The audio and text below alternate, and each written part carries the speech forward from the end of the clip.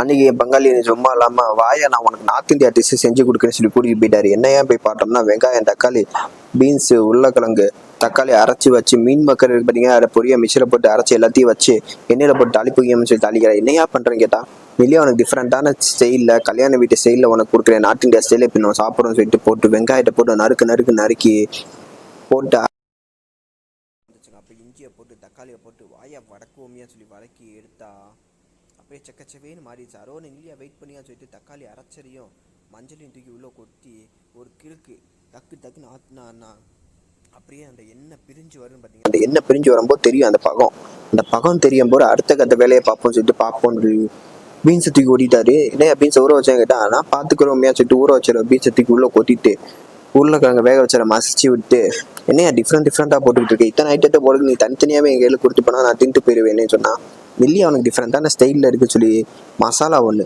கரம் மசாலா, மஞ்சள் பொடி, மிளகா பொடி, ஏன் தயிர்னா ஊற்றுறான்னு கேட்டால் தயிர் ஊற்றுவோம் யாரையும் டேஸ்ட்டாக இருக்குன்னு சொல்லி ஊற்றிட்டு அரைச்சி நான் தயிரை ஊற்றினப்படே எங்களுக்கு உரப்பே தெரியலைங்க கடைசி வர. சரி போட்டு கிண்டி மசச்சு அது எல்லாமே ஒரு அளவுக்கு வந்த பின்னாடி என்னையா இவ்வளோ தூரத்துக்கு பண்ணிக்கிட்டு இருக்கேன்னு பார்க்க போடுறான்.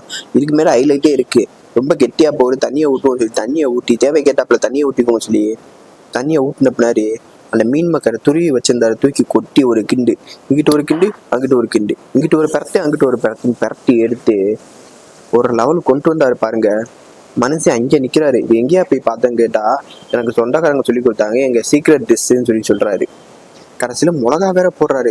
இதில் தயிரை விட்டுனா எங்கிட்டயா மிளகா இருக்குன்னு கேட்டால் போடுவோம்யான்னு சொல்லிட்டு கடைசியில் திசைனிக்காண்டி மல்லித்தூரை தூவி எடுத்து தட்டில் வச்சு இந்தா சாப்பிடுன்னு கொடுத்தாரு பாருங்க. பார்க்கும்போது நம்ம கல்யாண வீட்டில் வைப்பாங்க பார்த்தீங்களா புச்சி மாதிரி, அது மாதிரி தான் இருந்துச்சு பீன்ஸ்னால் போட்டு. ஆனால் சப்பாத்தியோட வச்சு சாப்பிடும்போது அல்டிமேட்டாக இருந்துச்சு. இது மட்டும் இல்லாமல் சாப்பாடோட சாப்பிட்டீங்கன்னா தாறு மாறாக இருக்கும். இந்த சரி யாராச்சும் இந்த மாதிரி டிஷ்ஷை ட்ரை பண்ணி பார்த்தீங்க புதுசாக பார்த்துருக்கீங்க அப்படின்னா கமெண்டில் சொல்லுங்கள், நம்மளும் செய்வோம்.